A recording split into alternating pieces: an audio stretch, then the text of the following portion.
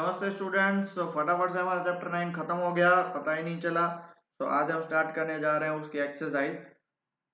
Since इस chapter में बहुत सारे क्वेश्चंस कट है, इसलिए एक्सरसाइज के भी बहुत सारे क्वेश्चंस कट हैं। तो वो जो कट है वो मैं नहीं कराऊंगा और जो है वो मैं करवा रहा हूँ। सबसे पहला क्वेश्चन 9.1।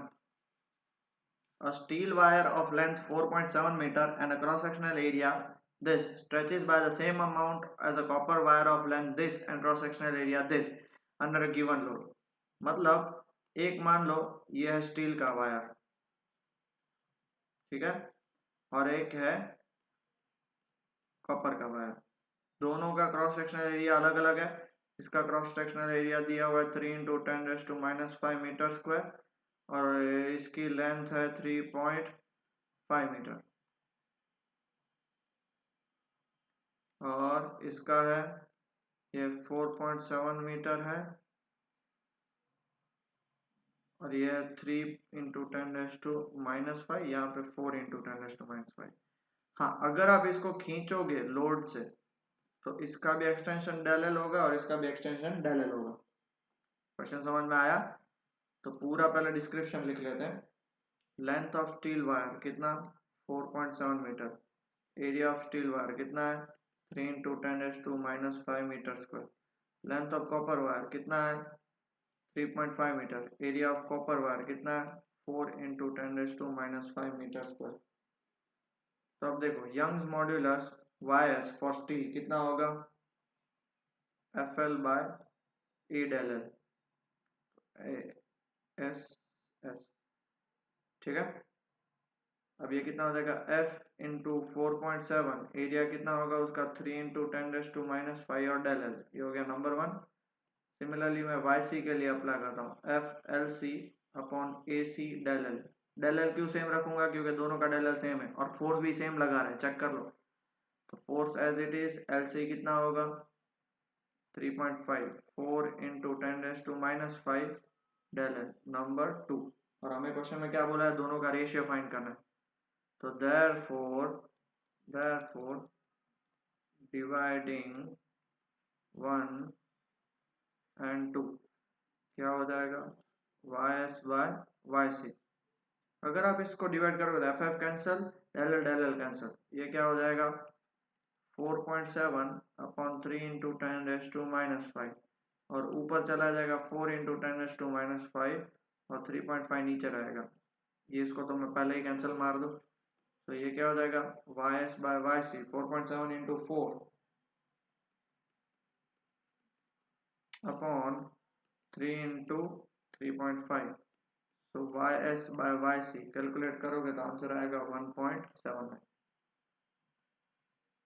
इजी, कुछ भी डाउट? चलो नेक्स्ट क्वेश्चन की तरफ बढ़ते हैं फिर आगे। Figure shows the strength stress curve for a given material. What are Young's modulus and approximate yield strength for this material? अब देखो फ्रॉम ग्राफ हमें Young's modulus from graph find करना है। यंग्स मॉड्यूलस क्या होता है आपको पता है, यंग्स मॉड्यूलस का फॉर्मूला होता है stress by strain, stress by strain. अब ग्राफ में से बेटा चेक करो आप, ग्राफ में ऐसा कौन सा पॉइंट है जिससे आप स्ट्रेस और स्ट्रेन इजीली देखो। अगर ये पॉइंट निकला तो इससे आपका स्ट्रेस 100 होगा बट स्ट्रेन नहीं पता चलेगा। अगर ये पॉइंट निकला तो इससे स्ट्रेन पता चलेगा, स्ट्रेस नहीं पता चलेगा। आप बोलो सर इसके बीच वाला ले लो, ऐसा नहीं होता है। बट ये पॉइंट चेक करो, उससे स्ट्रेन भी पता चल रहा है, स्ट्रेस भी पता चल रहा है, हाँ या ना। तो फिर मैं सीधा स्ट्रेस की जगह पे कितना लिख सकता हूँ 150 × 10⁻⁶ और स्ट्रेन की जगह पे क्या लिखूंगा 0.002। तो therefore यंग्स मॉड्यूलस कितना आएगा, उसका यंग्स मॉड्यूलस आएगा 7.5 × 10⁻10 न्यूटन पर मीटर²। और दूसरा बोला approximate yield strength. Yield strength मतलब कौन से पॉइंट के बाद, कौन से पॉइंट के बाद वो सीधा बैंड होना स्टार्ट हो रहा है। तो अप्रोक्सीमेटली 300 × 10⁻⁶ के बाद वो बैंड होना स्टार्ट हो रहा है। तो यील्ड स्ट्रेंथ उसकी अप्रोक्सीमेटली कितनी होगी, कितनी होगी 300 × 10⁻⁶ मतलब 3 × 10⁸ न्यूटन पर मीटर²। फ्रॉम द ग्राफ ही आपको बताना है, ये देख लो ये वाला पॉइंट। अब लोग सर उससे थोड़ा नीचे है, हाँ बट अप्रोक्सीमेटली हम लिख सकते हैं, अप्रोक्स बाजू में लिख लेना। डन, क्लियर हुआ? Next the stress strain graph for material A and B are shown. Which of the material has greater Young's modulus?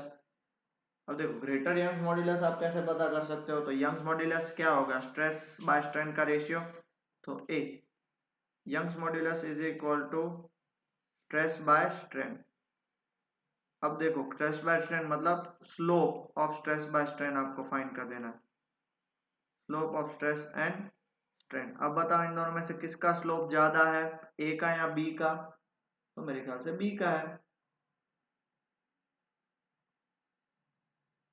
Sorry ए का है, बी का तो स्लोप छोटा है, ए का देखो और बी का छोटा है। From figure slope of A is greater than slope of B, hence Young's modulus of A is greater than Young's modulus of B। Clear हुआ? B part, which of the two is stronger material?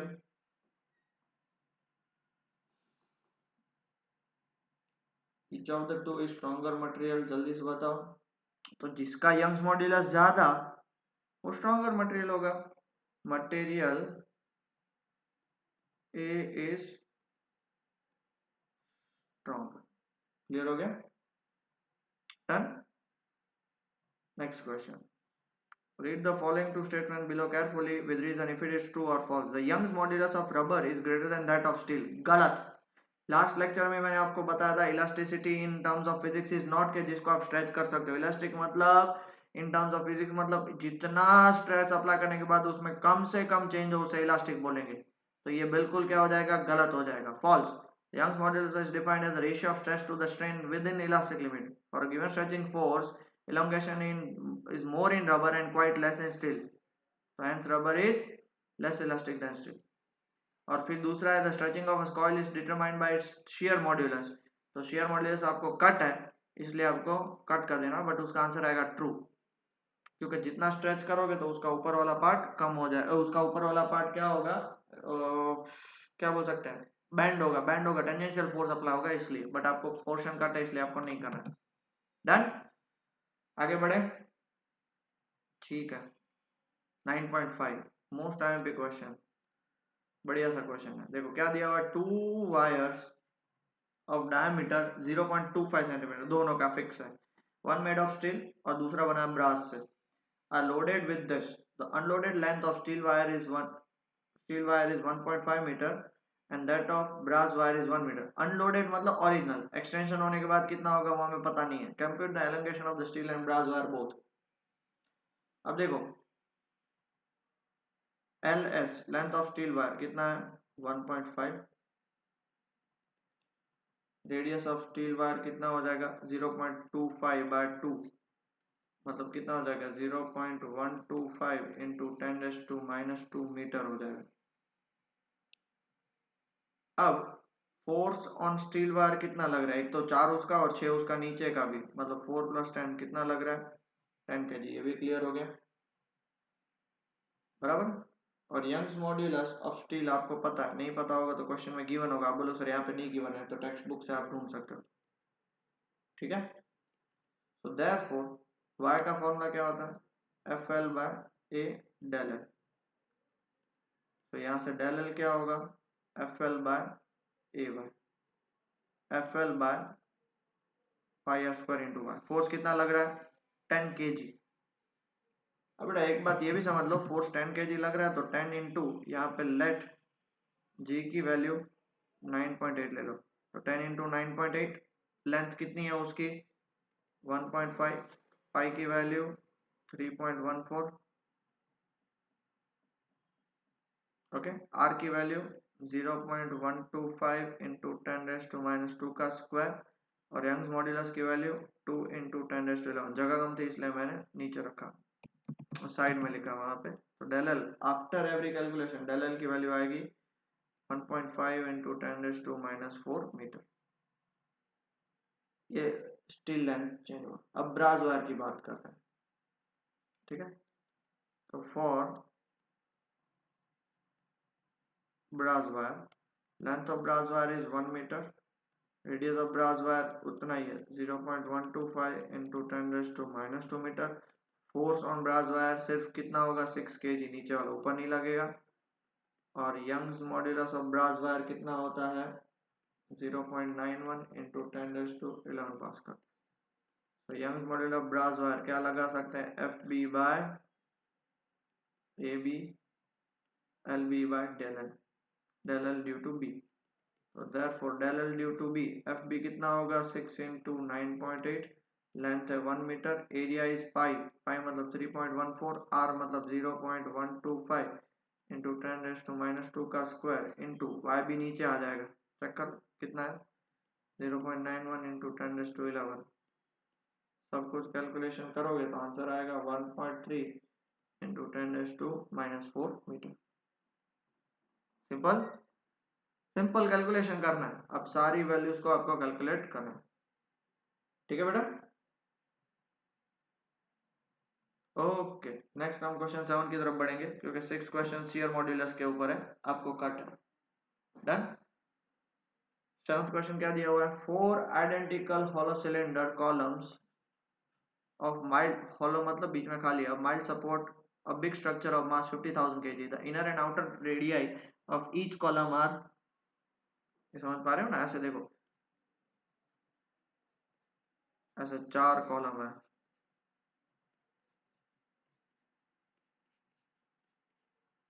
और इस पे पूरा structure खड़ा है। Okay, अब किसी भी एक को मैं पकड़ लेता हूं, अब बीच में से खाली है, अगर आप उसका टॉप व्यू देखोगे तो ऐसा दिखेगा वो, तो ये जो होगा उसका इनर होगा और ये होगा उसका आउटर डायमीटर होगा। अब क्लियर हुआ, आई होप अब आपको क्लियर हो चुका है अच्छे से। हाँ, तो हमें क्या फाइंड करना है, assuming the load distribution to be uniform, मतलब चारों पे सेम लोड डिस्ट्रीब्यूट हो गया, तो calculate the compressional strain of each column, हर एक कॉलम कितना स्ट्रेन होगा। तो सबसे पहले देखो R1 है 30 सेंटीमीटर, बराबर है, R2 है 60 सेंटीमीटर, बराबर है। लोड जो है वो इज और वाई स्टील से बना हुआ है, इसलिए 2 into 10⁻11 pascal, load easily distribute हो जाता है। तो therefore load on each column कितना होगा, ये जैसे हमने पता है वो सर्कस वाला क्वेश्चन देखा था कि भाई 2 पाँव पे था तो 1 पाँव के लिए डिवाइड बाय 2 करेंगे, तो कितना से होगा 50,000 kg by 4 is equal to कितना हो जाएगा 12500 kg। तो देयरफॉर फोर्स कितना हो जाएगा 12500 इंटू 9.8। डन। अब एरिया उसका क्या हो जाएगा πr² माइनस πr1², उतना नेट एरिया तो उतना ही रहेगा जिसपे पूरा आ रहा है वो, तो πr² माइनस r1²। अब देखो पाई की वैल्यू आपको पता है 22/7, R2 की वैल्यू आपको पता है 60 सेंटीमीटर। अब देखो इसको मीटर में तो कन्वर्ट करना पड़ेगा, ये हो जाएगा 0.3 और ये हो जाएगा 0.6, 0.6 का मतलब 0.36 और 0.3 का मतलब 0.09, तो ये कितना हो जाएगा 22/7 इंटू 0.27, बराबर है। क्लियर हो गया, 0.3 का 0.09 हो जाएगा। ओके, अब देखो आपको नॉर्मल कैलकुलेशन करना है, कितना आएगा आंसर,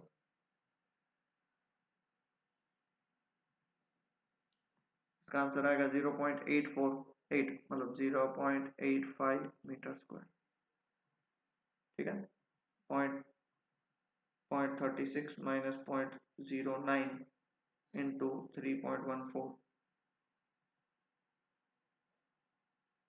इंटू 3.14, 0.8478, उसको राउंड ऑफ करके 0.85 लिख लिया, ठीक है। तो हमें एरिया भी मिल गया। अब एरिया मिल जाने के बाद हमें तो पता है स्ट्रेस, देखो अब सिंपल सी बात है, तो therefore y is equal to what, stress upon strain. तो हमें क्या कैलकुलेट करना है, स्ट्रेन, जो क्या होता है formula stress by Y, stress कितना है F by A upon Y, अब फोर्स बताओ कितना निकला। फोर्स आपको पता है 12500 इंटू 9.8। एरिया कितना निकला 0.85 और y कितना दिया हुआ है 2 इंटू 10⁻11। ठीक है, क्लियर हुआ।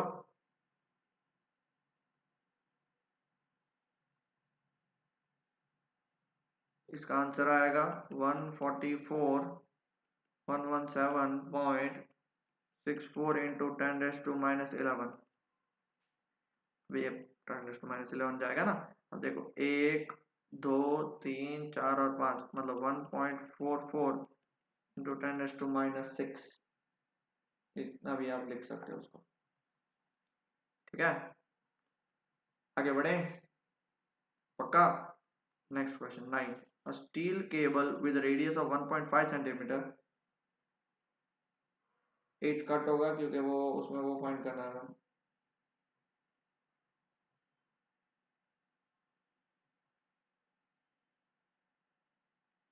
8 7 8 में कुछ भी नहीं है। एक मिनट, मैं चेक कर लेता हूँ। 8 क्वेश्चन रह गया था तो 8 क्वेश्चन कर लेते हैं। चलो 8 क्वेश्चन, ठीक है ना, कोई नहीं, छोटा सा है बहुत। देखो हमारे पास दिया हुआ है piece of copper having a rectangular cross section area. Copper जो रेक्टेंगुलर क्रॉस सेक्शन है उस टेंशन इतना फोर्स का 44,500 न्यूटन का वो फोर्स के लिए producing only elastic deformation, calculate the resulting strain.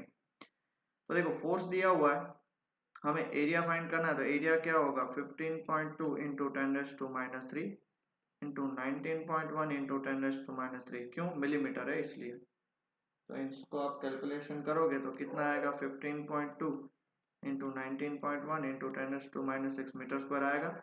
Young's modulus for copper wire, copper wire का यंग्स मॉड्यूलस कितना होता है। तो कॉपर का यंग्स मॉड्यूलस होता है 1.2 into 10⁻11 pascal.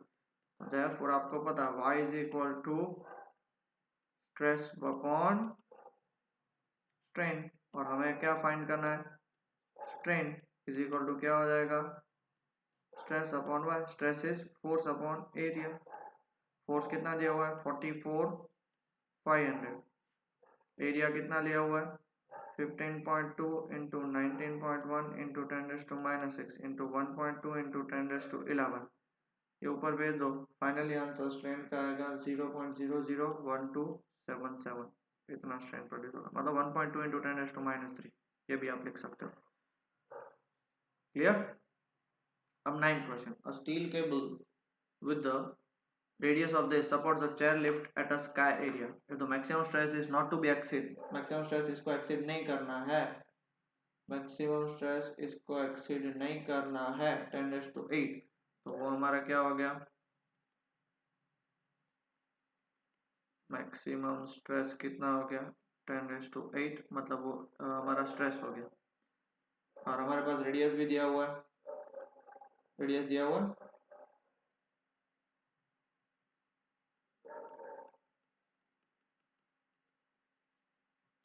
What is the maximum load, stress का फॉर्मूला क्या है, stress is equal to load upon area.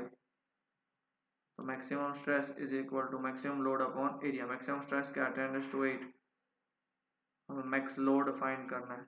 Upon area क्या होगा पाई आर स्क्वायर, तो पाई इज 3.14, आर की वैल्यू 1.5 इंटू 10⁻² का स्क्वायर। इसको कैलकुलेशन करेंगे तो maximum load is equal to 10⁸ into 3.14, 1.5 का 2.25 इंटू 10⁻⁴, क्योंकि स्क्वायर करना है ना। और इन सब को कैलकुलेशन करोगे तो इसका आंसर आएगा 7.07 इंटू इंटू इंटू इन दोनों को मल्टीप्लाई करने के बाद, और इसका आंसर आएगा 10⁻⁴ न्यूटन। इतना लोड वो उठा सकता है। डन, ठीक है। नेक्स्ट क्वेश्चन की तरफ बढ़ते हैं आगे।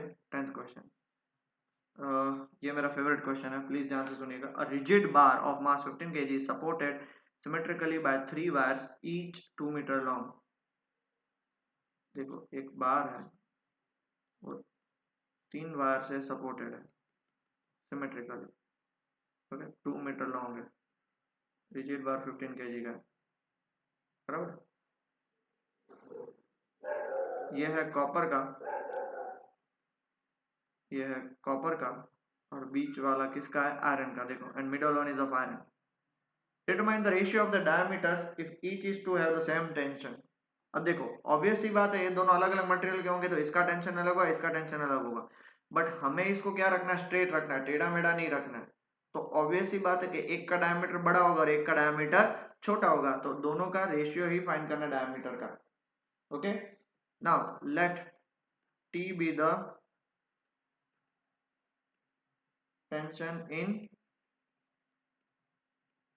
each wire, okay, and let delta L be the increase in length of each wire। तभी तो वो एक साथ एक जगह पे पड़े रहेंगे ना। आपको पता है y का फॉर्मूला क्या होता है, F A L by del L. यहाँ पे f की जगह पे t by A L by del L हो जाएगा। अब देखो l बट चेक कर लो, लेंथ सेम है, डेल एल सेम है और t सेम है, आर सेम। हम यहाँ पे क्या बोल सकते हैं, therefore हम बोल सकते हैं y is inversely proportional to area. बराबर है, a इज इनवर्सली और a is inversely proportional to y, ये भी लिख सकते हैं हम। एरिया का फॉर्मूला क्या होता है, pi are square is inversely proportional to y। Pi को निकाल दो, बट हमें r नहीं डायमीटर चाहिए, तो r की जगह मैं क्या लिख रहा हूँ, d square by 4 is inversely proportional to y। अब बाय 4 भी निकाल दो, therefore d square is inversely proportional to y हो जाएगा, and d is inversely proportional to root y, क्योंकि स्क्वायर उस साइड गया। अब हमारा क्वेश्चन स्टार्ट हो रहा है, हमें क्या फाइंड करना है, d copper upon d iron is equal to, देखो d कॉपर है वो क्या हो जाएगा, 1 by root y copper, 1 by root y iron. Denominator का डिनोमिनेटर कहाँ पे चला जाएगा, ऊपर चला जाएगा, तो d copper upon d iron is equal to root y iron, root एक में लिख लो, अपॉन y कॉपर सब में। रूट y आयरन कितना होता है, 1.9 इंटू 10⁻11 और कॉपर होता है 1.1 इंटू 10⁻11। आप बोलो सर कभी आप 1.2 लेते हो, कभी आप 1.1 लेते हो, जैसे पहले के केस में 1.2 लिया, तो बेटा आपको हमेशा क्वेश्चन दिया रहेगा वैल्यूज, इसलिए टेंशन नहीं लेना है। हाँ, इन दोनों को डिवाइड करके रूट फाइंड करोगे, तो D copper upon D iron should be equal to 1.3। मतलब डी कॉपर है वो डायमीटर ऑफ आयरन के कंपैरिजन में 1.3 टाइम्स बड़ा होना चाहिए। क्लियर हो गया, ठीक है, आगे बढ़े। नेक्स्ट क्वेश्चन 11, 14.5 kg मास फाशन, ध्यान से सुनिएगा बेटा, बहुत ही बढ़िया सा क्वेश्चन है। Fastened to the end of a steel wire of unstretched length, एक स्टील वायर है अनस्ट्रेच्ड लेंथ, उसमें 14.5 kg का मास यहाँ पे चिपका दिया, और ये जो वायर है हमारा वो क्या है, स्टील का वायर है, ठीक है, और इसकी लेंथ कितनी दी हुई है, 1 मीटर दी हुई है। Is world in a vertical circle, मतलब इसको ऐसे ऐसे घुमा रहे हैं, कितना, 2 रेवोल्यूशन पर सेकंड के हिसाब से। At the bottom of the circle, the cross section bottom of the circle यहाँ पे 2 रेवोल्यूशन पर सेकंड की उसकी स्पीड है। The cross section area of the wire, इस वायर का क्रॉस सेक्शनल एरिया है 0.065 centimetre square. Calculate the elongation of the wire when the mass is at the lowest point its path. यहाँ पे मास पूरा नीचे होगा तब हमें उसका एलोंगेशन फाइंड करना, उसमें एलोंगेशन कितना होगा, पहली बात ये पता चल गई। अब एट द बॉटम पॉइंट, आप अगर मान लो कि ये स्टील वायर जो है आपका बॉटम पॉइंट पे है, तो वायर ऐसे आ जाएगा, पूरा मास ऐसे हो जाएगा, यहाँ पे से हम उसको पकड़ के रख रहे हैं, इसका वेट पूरा नीचे लग रहा है mg, इसका टेंशन लग रहा है ऊपर, बराबर है। अब ये जो घूम रहा है, ये जो घूम रहा है दैट इज फोर्स, यहाँ पे हम क्या बोल सकते हैं कि सेंट्रीपिटल फोर्स, क्योंकि घूम रहा है वो सेंट्रीपिटल फोर्स के कारण है। Centripetal force is given by mv square by R और एम आर ओमेगा स्क्वायर, बराबर, क्लियर हो गया। देयरफॉर नेट फोर्स उस पर कितना लगेगा, T माइनस mg लगेगा, क्योंकि टेंशन ऊपर है और mg नीचे है। अब ये जो नेट फोर्स है, अगर देखो mg बड़ा होता तो वो नीचे चला जाता, बट उधर ही घूम रहा है। अब ये नेट फोर्स है वो किसके कारण लग रहा है, सेंट्रीपिटल फोर्स के कारण लग रहा है, समझ रहे हो। तो मैं उसको क्या लिख सकता हूं यहाँ पे, तो therefore M R omega square is equal to T minus M G. ये बात समझे कि नहीं बेटा। क्यों मैंने ये किया, तो मैंने पूरा आपको डिटेल में एक्सप्लेनेशन दे दिया, बराबर है। फोर्स आपको पता है, टी ऊपर एम जी नीचे, नेट टी ऊपर टेंशन ऊपर लग रहा है, और वो रिजल्टेंट फोर्स किसके कारण होगा, सेंट्रीपिटल फोर्स के कारण। तो टी इज इक्वल टू क्या हो जाएगा, M R omega square plus M G. तो टी इज इक्वल टू, इसमें से एम कॉमन निकाल लो, तो क्या आ जाएगा, g plus r omega square, omega की जगह पे 2 पाई एफ का स्क्वायर। तो T is equal to m g plus, अभी देखो सारी वैल्यू डाल देते हैं। एम कितना है उसमें 14.5, मास दिया हुआ है, जी की वैल्यू 9.8, रेडियस कितना दिया हुआ है, रेडियस हमारे पास दिया हुआ है। आप बोलोगे रेडियस मतलब क्या, तो बेटा ये रेडियस इसकी, यहाँ 1 मीटर, ये रेडियस इसकी बात कर रहा हूं मैं, समझ रहे हो। आपको पता है ना, घुमाते हैं जब चक्कर लगाते हैं तो ये रेडियस इसका आएगा, कि यहाँ से अटैच्ड है मास, इसलिए वो रेडियस की बात चल रही है। तो 1, 2 का स्क्वायर 4, पाई का स्क्वायर मतलब पाई का स्क्वायर एज इट इज रख रहे हैं, और फ्रीक्वेंसी 2 का स्क्वायर दिया हुआ है।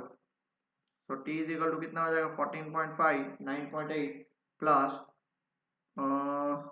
4 1 जा 4, 4 4 16, और पाई का स्क्वायर होता है 9.87, और इन सबको आप कैलकुलेशन करोगे तो आंसर आएगा 2431.94 न्यूटन। आपको सब मिल गया। वाई का फॉर्मूला क्या होता है, वाई का फॉर्मूला होता है stress upon strength, that is force upon area. यहाँ पे फोर्स लग रहा है T by area, L by del L. तो डेल एल हमें क्या मिलेगा इधर से, T L by A Y. सारी वैल्यूज, टी की वैल्यू है 2431.94, लेंथ उसकी दी हुई है 1 मीटर, और एरिया उसका दिया हुआ है 0.065 सेंटीमीटर स्क्वायर, मतलब 0.065 इंटू 10⁻⁻⁴। और Y, Y of what, steel wire है, इसलिए 2 इंटू 10⁻11। सब कुछ कैलकुलेट करोगे तो 1.87 इंटू 10⁻³ मीटर आएगा, सब कुछ कैलकुलेशन करने के बाद। ठीक है, काफी अच्छा क्वेश्चन था। Next question, compute the bulk modulus of water. Bulk modulus मतलब पता है ना, volume. From the following data, initial volume, pressure increase, final volume, compare the bulk modulus of water with that of the air. अब देखो pressure दिया हुआ है कितना है 100 atm, और बाजू में 1 atm भी दिया हुआ है, मतलब 100 इंटू 1.013 इंटू 10⁵ पास्कल, हमें पास्कल में कन्वर्ट करना पड़ेगा। ठीक है, initial volume V is equal to कितना दिया हुआ है 100 लीटर। 100 लीटर मतलब कितना होता है 100 इंटू 10⁻³ मीटर क्यूब, कन्वर्ट करोगे तो। फाइनल वॉल्यूम V डैश कितना दिया हुआ है 100.5 लीटर। 1 लीटर को मीटर क्यूब में कन्वर्ट करोगे तो 100.5 into 10⁻³ metre cube. Therefore increase in volume, हमें तो क्या चाहिए, वॉल्यूम इंक्रीज हो रहा है, यहाँ पे डिक्रीज नहीं हो रहा है। तो डेल वी क्या होगा, वी डैश माइनस वी। अब चेक करोगे तो आंसर आएगा 0.5 इंटू 10⁻³ मीटर क्यूब। तो बल्क मॉड्यूलस, आपको पता है फॉर्मूला बताओ बल्क मॉड्यूलस का, P V by del V. अब लोग माइनस नहीं डाला, यहाँ पे इंक्रीज हो रहा है। पी कितना दिया हुआ है 100 इंटू 1.013 इंटू 10⁵, वी कितना दिया हुआ है ओरिजिनल 100 इंटू 10⁻³ और डेल वी कितना दिया हुआ है 0.5 इंटू 10⁻³ काट कुट करके फाइनल आंसर 2.026 इंटू 10⁻⁹ पास्कल। इसमें देखो कोई कैलकुलेशन इतना नहीं होगा, मैं आपको बता दूं, क्योंकि 0.5 मतलब हाफ, हाफ ऊपर जाएगा, मतलब देखो 2.026 और बाकी सारे 10 के पावर है, समझे, क्लियर हो गया। बस यही चीज है। ओके, कितना टाइम हुआ 29 मिनट्स ही, और अभी 5-10 मिनट में और खत्म हो जाए। चलो, what is the density of water at the depth where the pressure is 80 atm। okay, given that its density at the surface is this, done। अब what is the density of water at the depth. अब देखो मान लो ये इतना है depth, मतलब यहाँ पे डेप्थ पे यहाँ पे 80 atm है और ऊपर 1 atm है, तो चेंज इन प्रेशर कितना होगा? क्योंकि हमें तो चेंज इन प्रेशर कैलकुलेट करना है। तो आप बोलोगे सर चेंज इन प्रेशर कहाँ से आएगा? चेंज इन प्रेशर ही आएगा, क्योंकि जितना ऊपर अप्लाई किया उसमें यहाँ पे 80 है तो उसको 1 से माइनस करना पड़ेगा ना, तो उतना प्रेशर अप्लाई हो रहा है इधर। सरफेस पे कहीं पे भी 1 atm होगा, नीचे 80 atm है, तो ऊपर वाले के कारण कितना प्रेशर अप्लाई हो रहा है? 80 माइनस 1 79 atm अप्लाई हो रहा है। ओके, क्लियर हुआ? डेंसिटी ऑफ वाटर कितना दिया? डेंसिटी ऑफ वाटर सबको पता है 1.03 इंटू 10⁻³ किलोग्राम पर मीटर क्यूब हो गया। डन। देयरफॉर अब आपको बल्क मॉड्यूलस, वॉल्यूम की बात हो रही है, बल्क मॉड्यूलस क्या होगा? उसका formula P upon del we by V, del we by V ऊपर चला जाएगा, is equal to P upon bulk modulus मतलब K। ठीक है, बल्क मॉड्यूलस मतलब P इंटू 1/K भी लिख सकता हूँ। तो del we by V, P कितना दिया हुआ है? 79। हाँ, एक जो सबसे इंपॉर्टेंट बात है ना यहाँ पे वो है, अब देखो डेल वी बाय वी को मैं क्या लिख सकता हूँ? V minus we dash by we is equal to P by K। अब P कितना दिया हुआ है? 79 atm, 79 इंटू 1.013 इंटू 10⁻³ पास्कल, 10⁻5, 10⁻5 और 1/K, 1/K मतलब उसको कंप्रेसिबिलिटी बोलते हैं। कंप्रेसिबिलिटी ऑफ वाटर दिया हुआ है 45.8 क्वेश्चन में दिया हुआ है, बट यहाँ पे आपको शायद नहीं दिख रहा है, उसके लिए नहीं दिख रहा होगा, इंटू 10⁻11। ओके, अब इसको मैं क्या लिख सकता हूँ?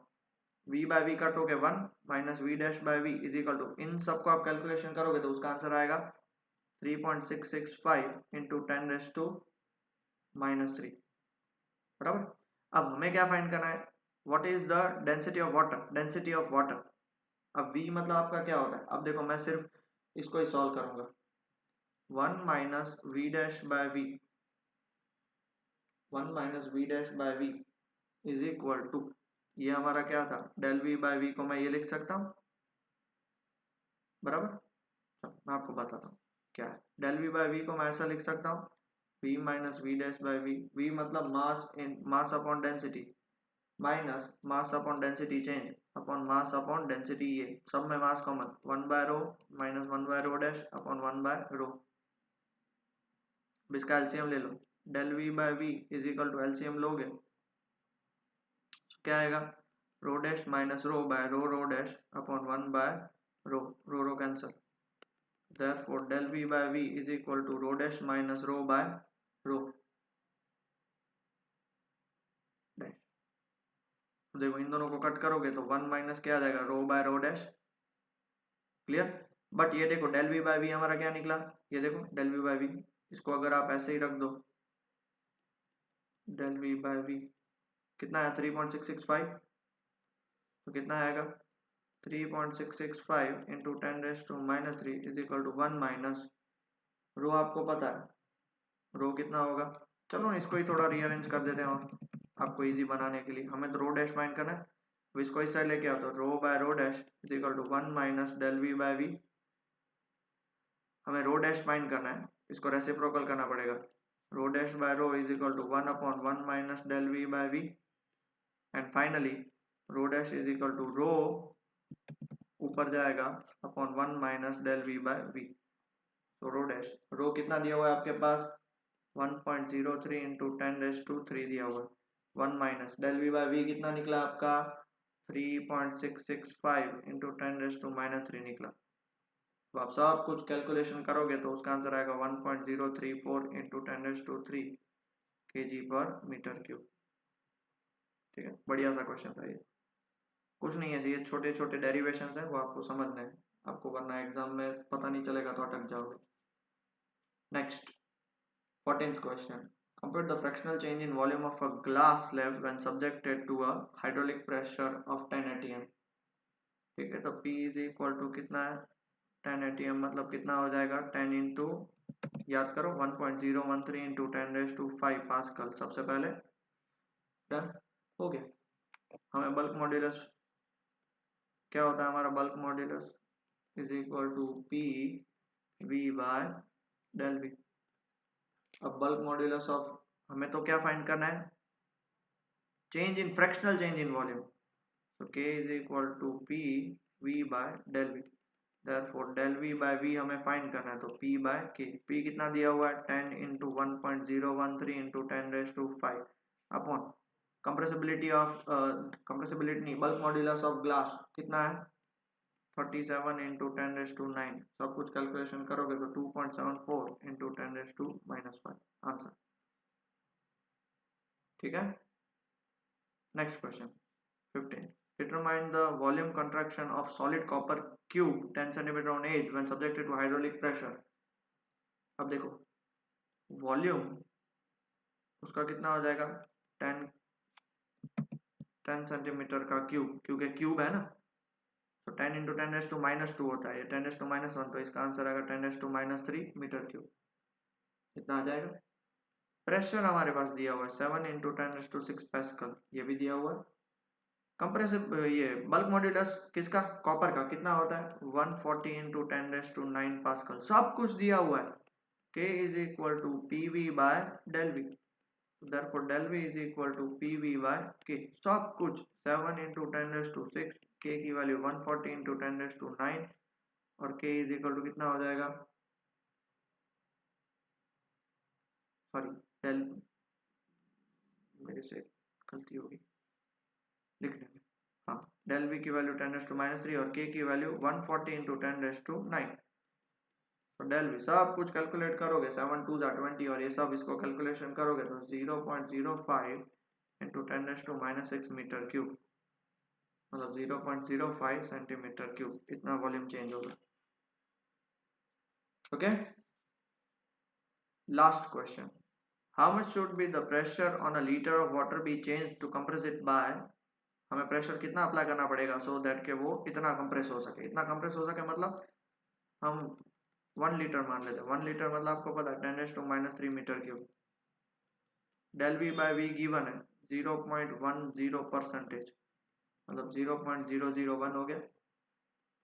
K ऑफ वाटर हमें पता है 2.2 into 10 raised to 9 न्यूटन पर मीटर स्क्वायर.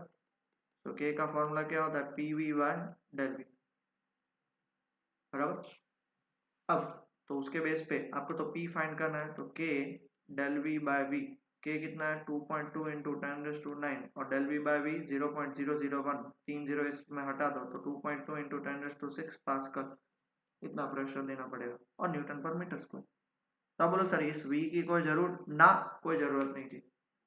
ये सारे 1 मार्क्स के क्वेश्चंस आते हैं ऐसे. ठीक है. तो यहाँ पे हमारी एक्सरसाइज भी खत्म होती है. आई होप देखो टोटली फॉर्मूला बेस्ड थी. मेरी आपसे रिक्वेस्ट है कि एक बार फॉर्मूला लिस्ट अच्छे से प्रिपेयर करो, देख के करो और बिना देखे करो, तो ही ये चैप्टर क्लियर होगा. नेक्स्ट लेक्चर में हम 10 चैप्टर उठा लेंगे. ठीक है. Till then study well and take care बेटा.